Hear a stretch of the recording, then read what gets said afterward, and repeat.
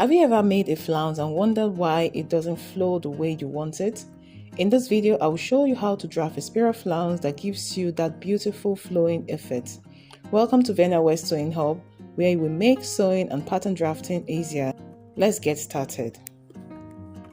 In this tutorial, the fabric I used here was a Mikado silk fabric, and I had like 3 yards, but for the purpose of this tutorial, I needed just a yard to do the description, so I marked it out. I marked a yard and then folded it into 2. After folding it into 2, I folded it again, making it into 4. I don't know if you understand, just watch the video and you grasp what I'm trying to do here. First, I folded it into 2, then again folded it into 4.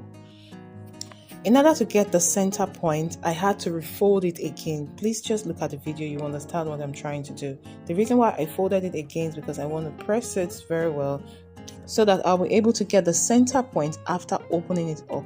That way, to enable me to draft out my spiral very well. After opening it up, I marked out the center point. I also highlighted the line so it will be visible for this illustration.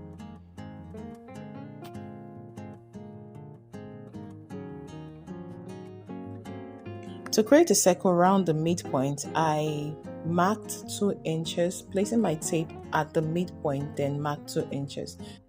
I continued marking that same 2 inches round the midpoint, as you see in the video.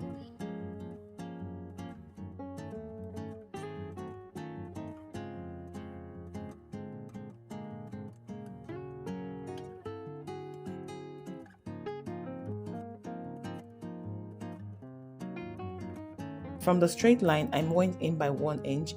At the other part, I divided what I had there by 2, then marked the midpoint of it, as you see in the video. From the midpoint which we marked, I came down by 4 inches and then connected it to the previous 1 inch we marked before.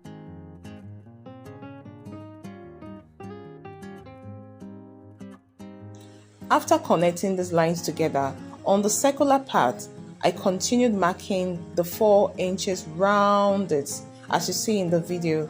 Just mark the 4 inches and connect the lines together.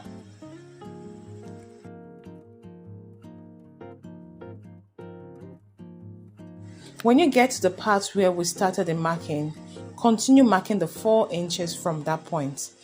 This will give you the spiral effect that you need to create the spiral flounce. Just continue marking, place your tape along the lines, mark your 4 inches. While at this, if you want to increase the size of your flounce, you can do that. Maybe now you can increase it to 5 inches or 6 inches. This depends on how you want the shape of your flounce to look like. So for this tutorial, I stick to 4 inches. If you have enjoyed this tutorial so far, don't forget to give it a thumbs up and subscribe for more if you haven't. At this point, if you've been following along and practicing with me, you should have something that looks like this.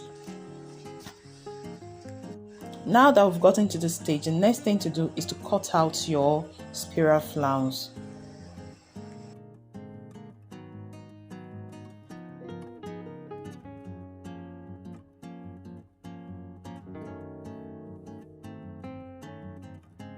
After cutting it out, you should have something like this. To conceal the rough edges, I had to pin it down neatly, then sew through. Sew all the rough edges and turn it out. When that is done, you iron it very well. One thing about spiral flounce is that you can use it to achieve so many things. You can use it to create roses, you can use it to design the neck of your outfit or the bottom part of your outfit. In this case, I use mine to create a rose. If you want to see a video on how I achieved this rose, kindly comment in the comment section saying I'm interested. If you enjoyed this video, please give it a thumbs up, and also if you've not subscribed, kindly subscribe to the channel, and you can also share this to your friends. See you in my next video. Bye.